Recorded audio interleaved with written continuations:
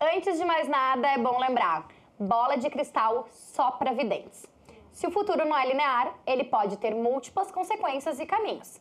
Mas existe uma galera que estuda para entender, descobrir e antecipar algumas tendências, ou seja, possibilidades e alternativas que podem vir a crescer. Vem comigo e vamos descobrir juntos o que é esse tal de futurismo.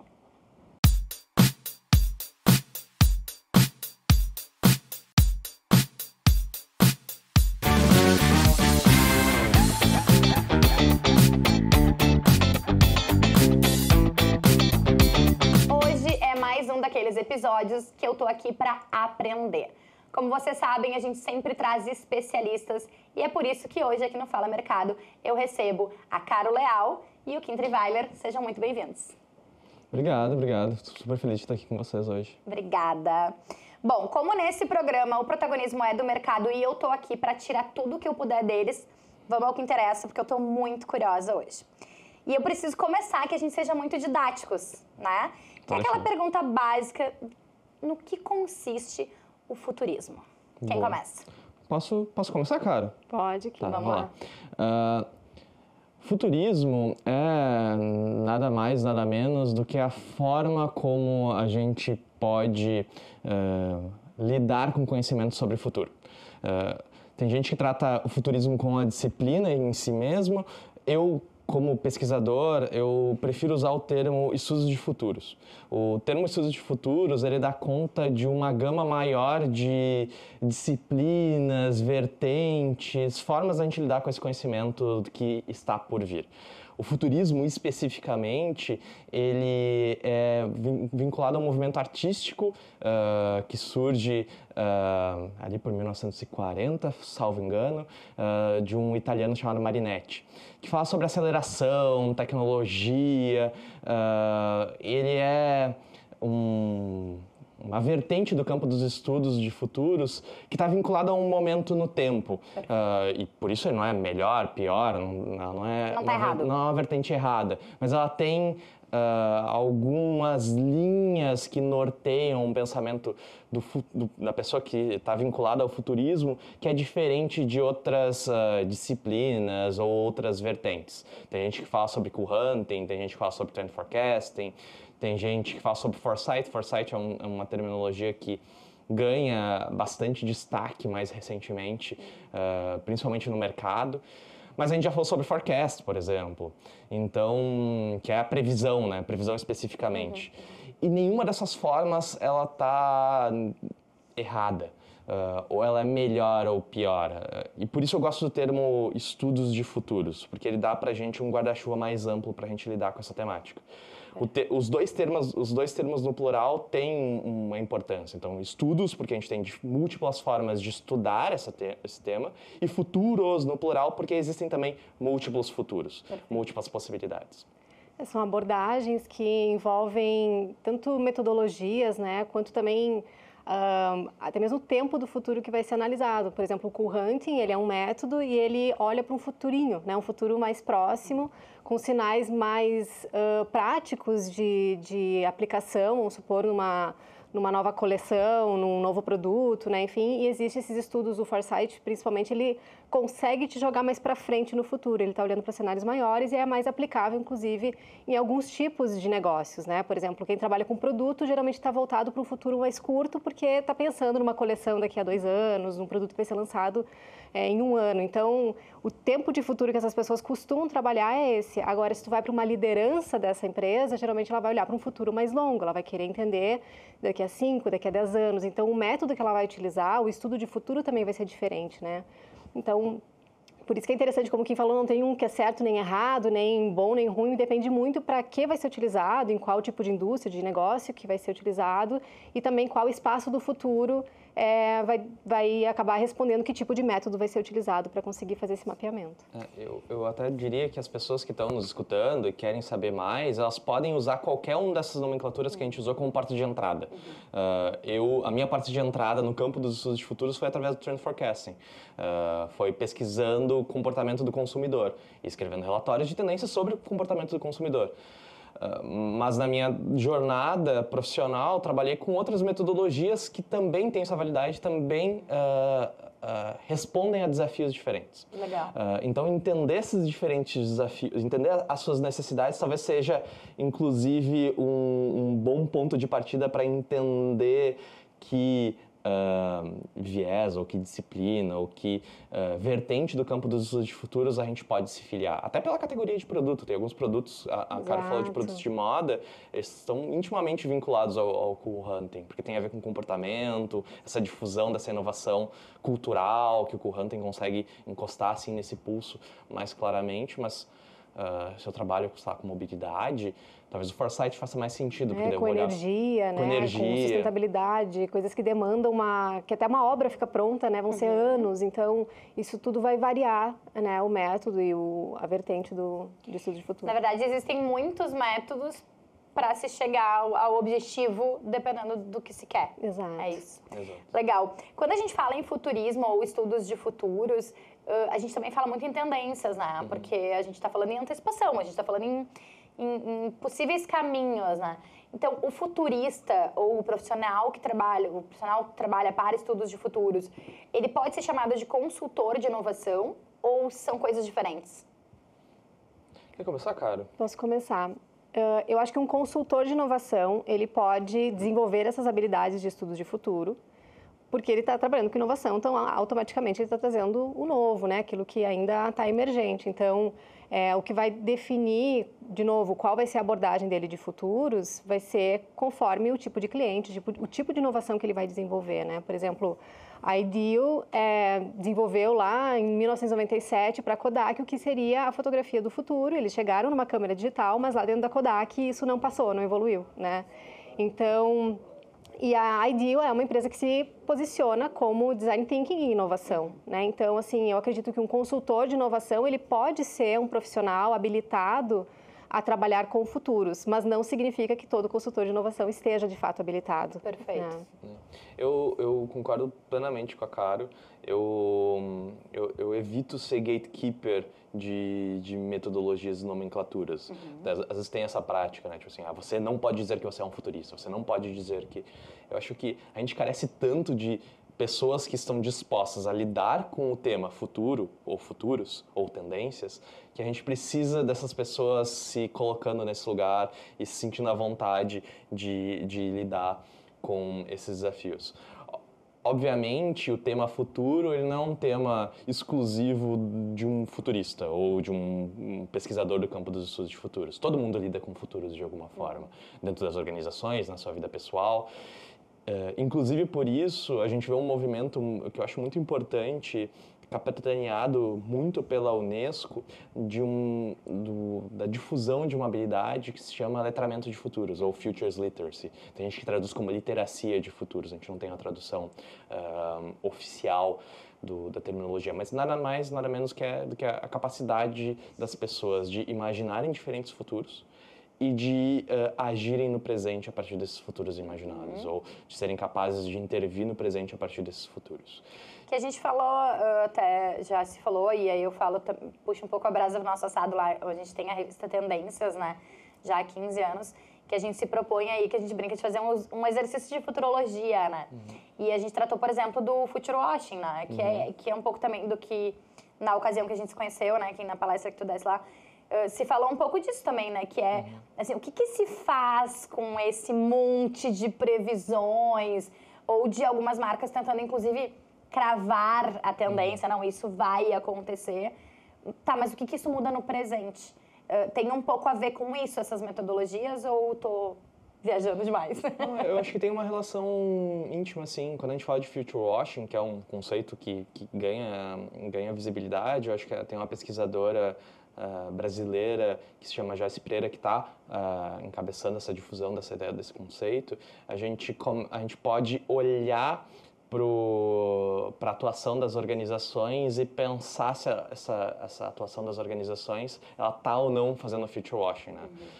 Para quem está nos assistindo, future washing tem a ver com essas organizações, como a Márcia falava, que vendem uma ideia de futuro como se o futuro fosse acontecer de uma forma muito determinada, muito específica.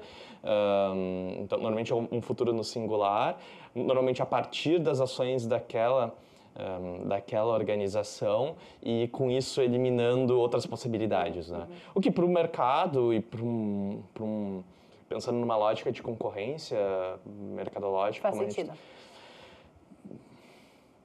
De repente a gente pode dizer que faz sentido, mas ao mesmo tempo carece de um olhar para outras possibilidades, porque muitas vezes atua de uma forma follower, olhando para marcas de fora, atua de uma forma que faz o mercado ficar ensimesmado, assim, que não aumenta o bolo, que não aumenta as oportunidades para a empresa em si, mas também para outros atores daquele mercado. E pelo que a Caro disse também, né, quando a gente fala em o que fazer com isso no presente, com esses possíveis caminhos, quando se trata de um futuro menor, a decisão é mais rápida, né? A ação é mais rápida. Mas quando a gente vai para esse da sustentabilidade, de questões climáticas ou obras, pode ser um pouco mais difícil? Tu diz em relação a esse future washing? Isso. Pois então, como quem falou, acho que tem um problema do future washing que é tornar as pessoas dependentes daquele olhar, daquele sistema, de quem está ditando, né, aquilo, e criando um sistema de sempre olhar para aquilo e sempre achar que vai ser aquilo, né, e faz as pessoas não enxergarem as diversas possibilidades. E aí eu acho que tem um risco que é o risco em qualquer situação de tu ficar olhando sempre para a mesma coisa, né? As coisas ao redor estão acontecendo e esses negócios não vão enxergar porque estão simplesmente olhando só para aquela coisa. Que isso pode acontecer em qualquer situação, que é você ir sempre no mesmo evento, você comprar a informação sempre de um mesmo lugar, né? Então, acho que esse olhar, assim, para quem está pensando mais a longo prazo, com certeza tem que ter uma análise ainda maior de influências que possam mudar esse futuro, né? Que possam influenciar nesse futuro. Por exemplo, quem está olhando para futuros mais distantes não pode olhar só para a tecnologia. Tecnologia é uma coisa, tem que olhar para a sociedade, para a antropologia, tem que olhar como as pessoas vão possivelmente interagir, quais problemas que isso pode gerar, que classes vão poder ter acesso àquilo ou não, né? Porque se a gente olhar, por exemplo, só para um report de tecnologia dizendo que aquele é o futuro e essas empresas que estão olhando mais a longo prazo focarem simplesmente nesse olhar, elas podem investir errado, né? E aí é um investimento muito grande, justamente por ser de longo prazo, que pode não trazer frutos para o futuro. Então, eu gosto muito assim dessa abordagem, como o Kim falou, né, da Futures Literacy, que é a gente se educar a começar a pensar mais, a se projetar no futuro, tanto como pessoa, sociedade, empresas, né?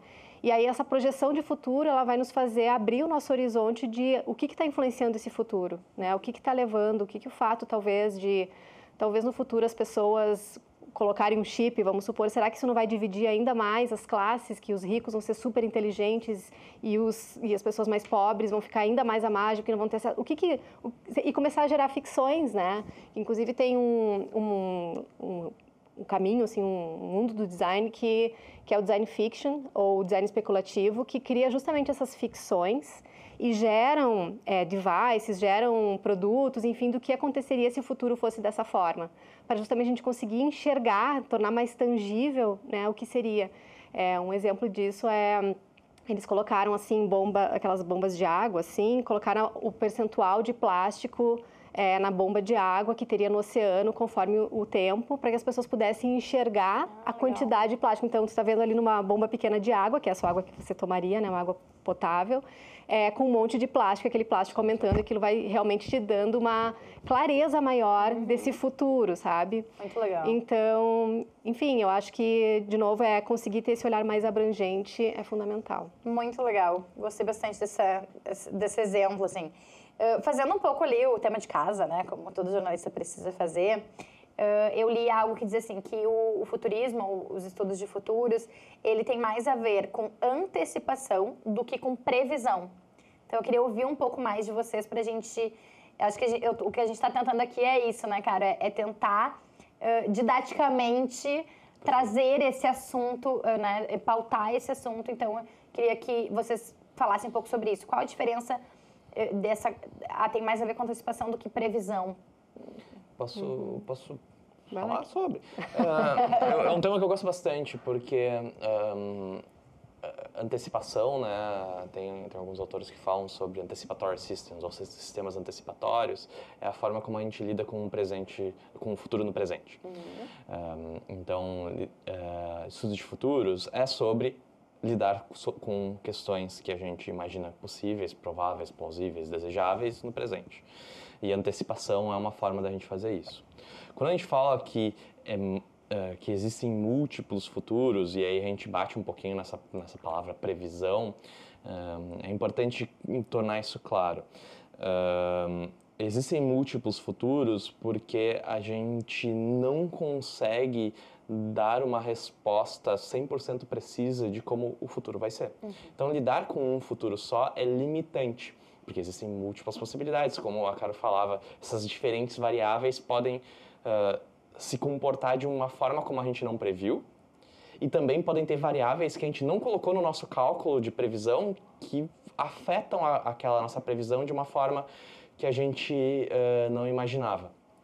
E por isso, quando eu comecei falando ali a diferença de estudos de futuros, futurismo, essas diferentes vertentes, essas diferentes terminologias, o futurismo ele tem um viés positivista, assim, a ideia de que a gente consegue, de alguma forma, calcular o que vai acontecer. A ideia, assim, trazendo para termos mais cotidianos, é como se eu pudesse fazer uma equação matemática ou usar uma inteligência artificial. No dia que o Kim nasceu, no dia 5 de fevereiro de 1992, para calcular todas as variáveis ali ao redor daquele indivíduo, e essa máquina, essa equação seria capaz de calcular que eu ia estar aqui sentado com vocês duas, falando sobre essas coisas, falando sobre estudos de futuros. E se isso é verdade, a gente podia desligar as câmeras e de repente tomar uma cerveja, né? Porque se tudo já está determinado, a gente não tem nenhuma agência sobre o que está para acontecer. E é interessante, porque todo o sistema humano ele foi construído partindo do pressuposto que a gente tem agência para fazer as coisas. Só que quando a gente lida com o futuro, a gente esbarra nessa limitação. A gente não acredita que a gente está afetando o futuro. Inclusive, se a gente decidisse, nesse universo determinista aí da previsão, e tomar uma cerveja, isso também já estaria calculado por essa máquina, ou por essa inteligência artificial. Então, só que a gente já, no campo dos estudos de futuros, a gente já superou de alguma forma essa como a única forma de lidar com esse momento por vir. Então, a gente pensa sobre futuros que podem ser possíveis, plausíveis, prováveis, desejáveis. Essa terminologia que eu estou usando, ela se o pessoal quiser pesquisar, né, tem um recurso teórico que é uma visualização, que é o cone de futuros. É muito fácil de encontrar uma explicação sobre o cone de futuros, para não me alongar muito. Mas eu também acho importante que quando a gente fala que a gente lida com futuros no plural e que é impossível a gente chegar numa previsão 100%, parece que eu estou dizendo que fazer previsão é errado. Eu queria também deixar isso bem claro, não estou dizendo que fazer previsão é errado, nada disso. A gente fez uma série de previsões, por exemplo, em meio à pandemia, que calculavam o número de pessoas infectadas, o número de pessoas que iriam difundir a Covid, e a partir dessa previsão a gente conseguiu traçar ações para impedir que aquela previsão se concretizasse. Então, fazer previsões é absolutamente importante. Só que só fazer previsões e não pensar em possibilidades alternativas limita a nossa atuação. E aqui eu estou falando da pandemia, porque eu acho que é um exemplo que todo mundo conhece, reconhece, mas a gente pode falar das empresas, das organizações, né?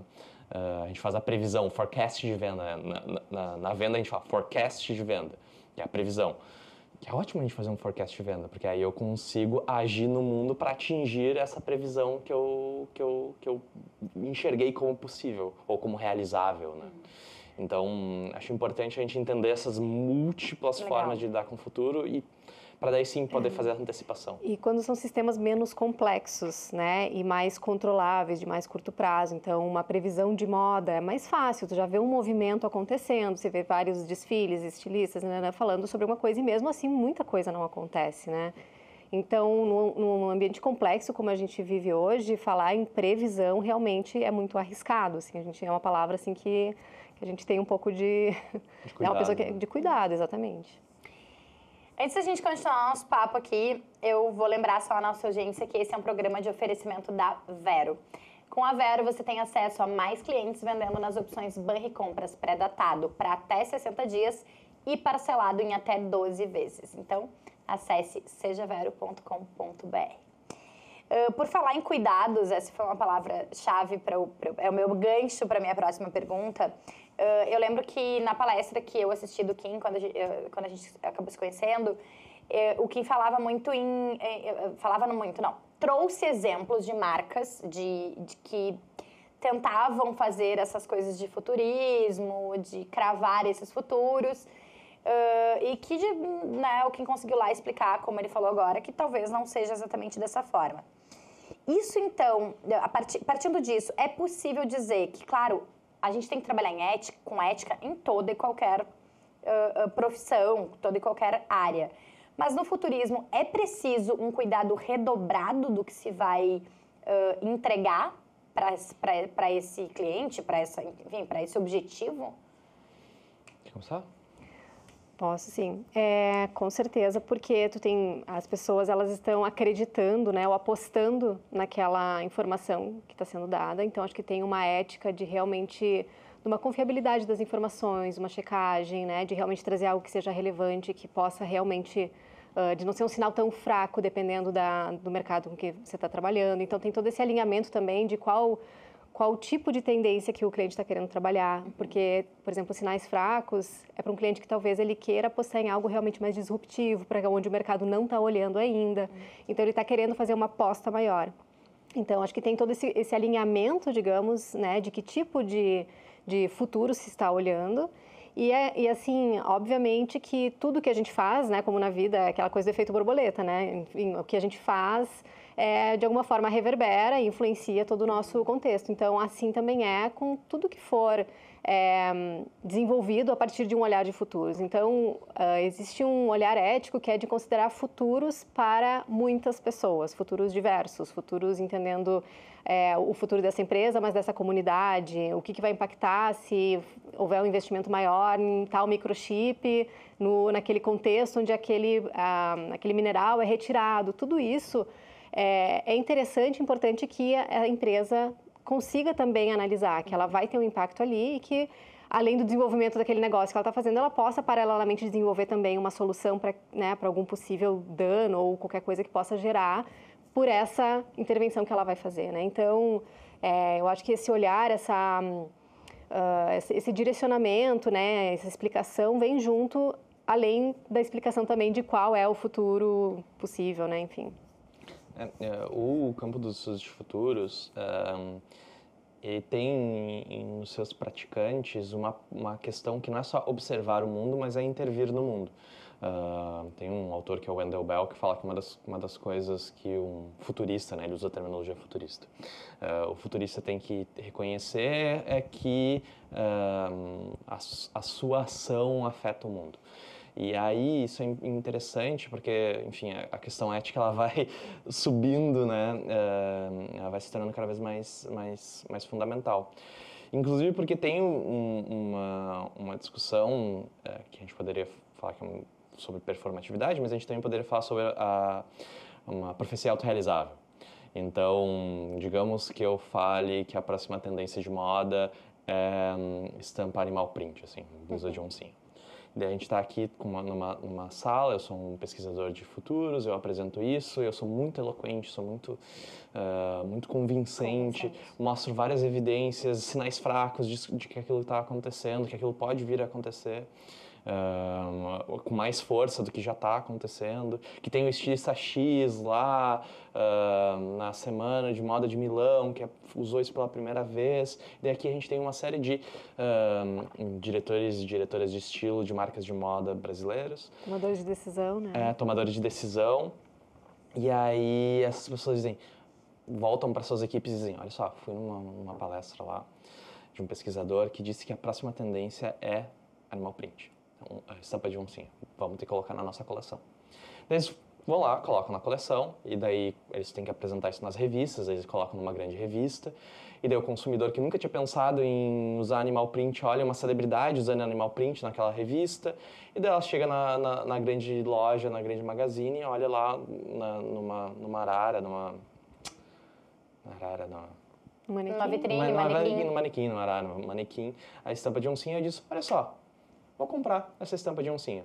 E a gente volta lá para a palestra desse especialista, palestra do Kinsey lá. Se eu tivesse dado essa palestra, se a pessoa tivesse dado essa palestra, essa tendência aconteceria ou não aconteceria? Essa é uma discussão interessante. Tem alguns estudiosos do campo que falam que o futuro é tão sensível que só da gente olhar para ele a gente já muda ele. Ele é composto de uma matéria muito sensível. Então, por isso também é necessário uma postura ética.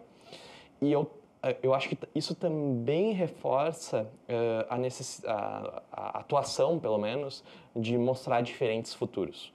Então, voltando, por exemplo, da oncinha, e talvez agora o exemplo ele não vai funcionar tão bem, mas não mostrar só a estampa de oncinha como possibilidade. Enxergar as diversas possibilidades, porque aí a marca toma essa decisão de uma forma mais consciente e com um horizonte mais amplo. Não é aquela visão de túnel, assim, que só enxerga uma possibilidade. Então, acho que tem um trabalho de abrir horizontes. Obviamente, acho que a Caro também falou disso, talvez a empresa está num momento que não é de abrir horizontes. O momento é de pagar as contas e ser muito eficiente. E a gente faz um trabalho mais de previsão e a gente diz, entre essas diferentes possibilidades, essa daqui é a mais provável. Então, a estampa de oncinha é a mais provável. Mas eu não trato ela mais como a única. Eu apresento possibilidades. A tua responsabilidade é apresentar essas possibilidades, ainda que tenham um direcionamento. E a plausibilidade, o nível de incerteza dessas possibilidades também, que acho que a Caro estava falando. Exato, e o que acontece no momento em que você só escolhe a oncinha, né? Tem essa orientação também, que é, por exemplo, assim, outros perfis de pessoas não vão estar sendo atendidos pelo teu negócio, né? Talvez surja um novo negócio focado só nessas pessoas que você não está olhando. Então, olha só que esse futuro de querer também ser esse grande sucesso da oncinha está abrindo possibilidade para um outro negócio enquanto você poderia dar conta. Então, é essa relação, né, de causa e consequência, de prós e contras, é ajudar a pensar realmente, sabe? Que delicado, né, gente? Que difícil. Porque junto com esses cuidados, com essa ética redobrada, tem uma responsabilidade gigantesca na mão de quem adentra esse campo, né? E ainda a Caro trouxe uma palavra que é o gancho também para minha próxima pergunta, que é assim, o trabalho do futurismo ou dos estudos de futuros, ele está diretamente ligado à tomada de decisões, né? Queria que vocês falassem um pouco sobre isso, assim, da influência que essa área pode ter na tomada de decisões de uma empresa, de um gestor público, de um líder comunitário, enfim, né? Assim, o que isso agrega numa tomada de decisões. Como eu digo, assim, quem tem lá a ponta da caneta específico. É interessante, né? Porque a gente vê tanta notícia, tanta coisa que fala sobre o futuro, mas a gente dedica pouquíssimo tempo para, de fato, pensar sobre o futuro. E para pensar em como a gente pensa sobre o futuro. Então, eu acho muito legal esses espaços, assim, porque a gente pode parar para se dar conta de algumas coisas que são muito elementares da nossa existência e também da nossa tomada de decisão. Porque, no geral, as nossas decisões são tomadas a partir de um futuro que a gente imagina que vai acontecer. Então, eu vou lavar roupa. Eu vou bem básico, a gente vai lavar roupa. Eu olho uma previsão do tempo. A previsão do tempo diz que vai chover. E aí, por a previsão do tempo dizer que vai chover, eu decido não lavar toda a minha roupa. Eu vou lavar só as minhas meias, por exemplo. Porque daí seca mais rápido, tô com pouca meia, eu resolvo isso. Quer dizer que vai chover? Não, porque a previsão do tempo invariavelmente erra. Mas a decisão que eu tomei hoje foi baseada em um futuro que eu imagino que vai acontecer. E isso eu faço o tempo inteiro. Então eu imagino que no ano que vem vai ter uma crise, talvez eu vou agir de uma forma mais cautelosa dentro da minha organização nesse ano. Eu imagino que o ano que vem vai ser um ano de crescimento, um ano de investimentos abundantes, um ano de um mercado aquecido. Talvez eu vou inovar daquela forma mais arriscada que a Caro falava antes. Quer dizer que qualquer um desses cenários vai acontecer? Não necessariamente. Tem uma ideia bem difundida no campo que é a forma como a gente imagina o futuro afeta as nossas ações no presente. Então, imaginar o futuro ou enxergar esses diferentes cenários é importante para que a gente tome uma decisão mais consciente dos futuros. E eu acho que essa palavra para mim é bem chave, assim, a tomada de consciência. Porque mesmo de uma forma inconsciente, a gente toma decisões em relação ao futuro que a gente imagina. Então, eu quase cheguei atrasado na nossa gravação hoje, eu vou contar pessoal para vocês. Quase cheguei atrasado. Eu quase cheguei atrasado porque eu tinha um pressuposto que o prédio aqui era mais na entrada do espaço, do complexo. E não era. Então, só que eu nem parei para pensar, era inconsciente para mim. Tipo assim, eu vou chegar, o número é esse, e eu vou entrar no prédio e tá tudo certo. Só que não, eu precisava andar mais uns 10 minutos. Eu saí correndo, encontrei a Cara na entrada ali do prédio, encontrei a Cara já meio suado. Porque eu tomei uma decisão de sair de casa, e não é que eu não poderia sair de casa antes, eu podia sair de casa antes. Eu saí de casa no horário que eu saí, porque eu inconscientemente imaginei um cenário. E eu tô falando de uma coisa muito banal, trivial, mas isso tá dentro das organizações o tempo todo. Então o board tá tomando decisões a partir de um futuro que eles imaginaram muitas vezes de uma forma inconsciente. Então por isso a importância do trabalho de uma pessoa que trabalha com estudos de futuros, independente da vertente. Porque a gente traz essa conversa para a gente ter essa conversa de uma forma consciente. E aí tomar decisões estratégicas que são enfim, a gente corre os riscos de uma forma mais consciente dos riscos que a gente está correndo ou dos riscos que a gente não quer correr. A gente torna as opções mais palpáveis. Exato, você traz o assunto de uma forma clara para a mesa, né? E no momento em que a coisa está em jogo, está sendo falada, trabalhada, né, pensada, você também tem a chance de trabalhar os vieses, né? Que qualquer pessoa tem, né? Então imagina um board que está tomando decisão ali o tempo todo sem necessariamente olhar para todo esse contexto e para a influência que pode ter essas escolhas que eles fazem, né? Geralmente, assim, se a gente olha também quem é o cliente de trabalhos de estudos de futuro, são lideranças, né? Porque são as pessoas que realmente têm o poder de tomar essas decisões sobre futuros, mas a compreensão, a consciência, ela é algo que seria muito importante, assim, realmente ser trabalhada dentro de toda a empresa, para que todo mundo pudesse conseguir ter um olhar, né, mais ou menos para as mesmas direções, de certa forma. Para a gente já se encaminhar para o final, a Caro também trouxe uma questão que eu achei interessante quando ela fala quando se olha para futuros, né, para possibilidades de futuros, tem que se olhar uma complexidade maior, né? Então, é correto afirmar que o futurismo ou os estudos de futuros é uma área, um campo multidisciplinar? Ela necessita de outras áreas de conhecimento que complementam ela? Ela não se basta? Totalmente, porque ela não é uma coisa em si mesma, né? Ela é justamente, ela se baseia no apoio de muitos outros estudos, de muitos outros profissionais, experts, né? Como eu comentei em algum momento, a gente precisa olhar para futuros, olhando para especialistas de tecnologia, falar com um antropólogo, né? Falar com um especialista dentro de um campo específico, de economia, por exemplo, de sustentabilidade. Então, o futurista, né, profissional de estudos de futuros, ele vai fazer a costura de todas essas outras matérias, esses conhecimentos, e vai conseguir, através de outras metodologias, né, como o Q-Hunting ou como o mapeamento de cenários, né, enfim, ele vai conseguir construir é a visão dele, né? Enfim, o direcional dele de futuros, mas ele não faz isso sozinho, ele faz isso baseado em outras matérias, digamos, no mapeamento do mundo, né? Basicamente, tudo que influencia a nossa vida, a economia, a produção de materiais, de cultura, de conteúdo, né? Tudo isso tem que ser mapeado. E o que vai ser mapeado também depende muito da estruturação de cada consultoria, né? De cada empresa que trabalha com futuros. É interessante que a gente olha a evolução do campo científico dos estudos de futuros, ele é muito atravessado pelas transformações nos paradigmas científicos que foram acontecendo ao longo do tempo. Diferentes momentos no tempo tiveram diferentes ênfases, deram diferentes ênfases, o campo dos estudos de futuros ganhou ênfases diferentes e transformações que aconteceram no campo, muitas vezes foram influenciados por outros campos.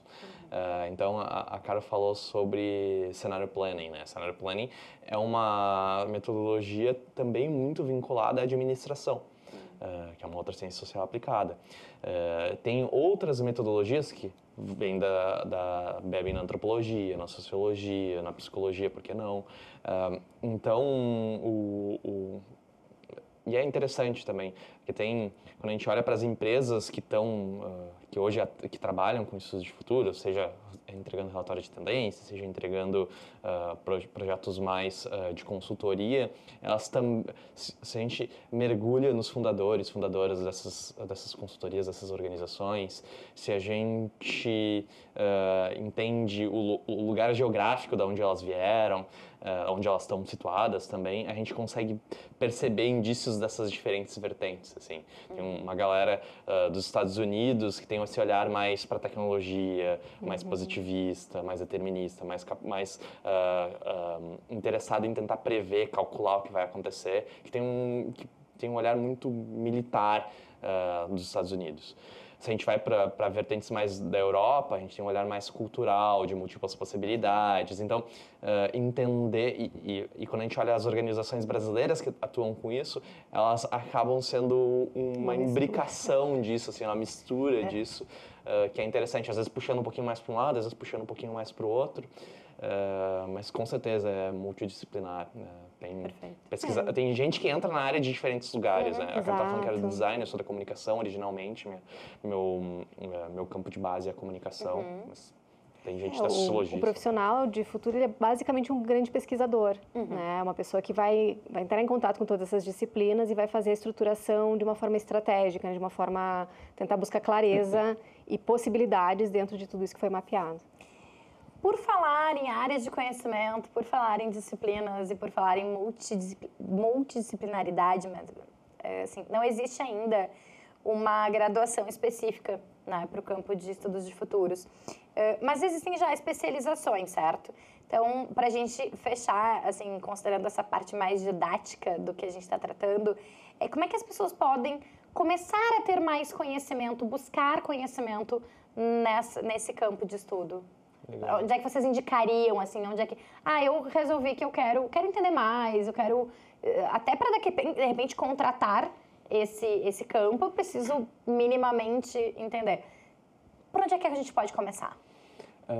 Eu começaria, talvez, em livros que tratem sobre o tema. Acho que livros são bons lugares de começo para entrar.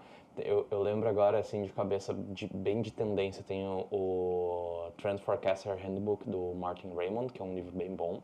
Eu não sei se ele tem tradução em português, mas hoje em dia a tecnologia permite a gente ler coisas traduzidas razoavelmente bem, então eu acho uma boa indicação.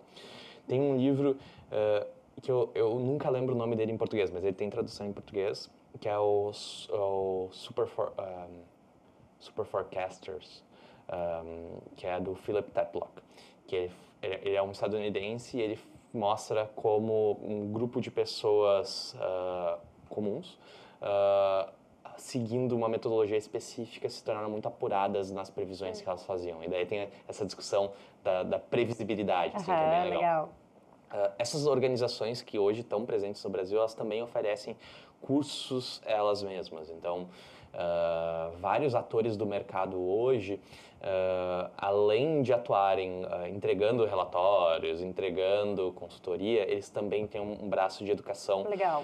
Às vezes educação corporativa, às vezes educação também para um público B2C, assim, que as pessoas podem consumir. Eu também acho essas boas portas de entrada. Legal. Acho sempre importante reconhecer que essas são portas de entrada e que o campo ele é muito grande e muito bifurcado, assim. Então, às vezes a gente acha que a gente entendeu, mas a gente está dentro de uma bolinha e o mar é muito maior, assim.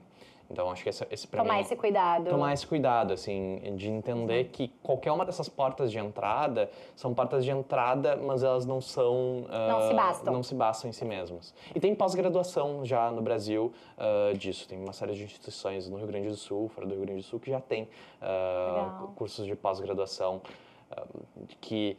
ou tem esse como seu tema central, ou de alguma forma, dentro do seu currículo, trabalham com o tema também. E daí, obviamente, dentro de alguma vertente específica. Acho que eu vou dar uma indicação, então, de uma comunidade, que é uma comunidade que acabou se tornando bastante grande, de pessoas que trabalham com futuros, interessados, curiosos, né? Enfim, se chama Futuros Plurais.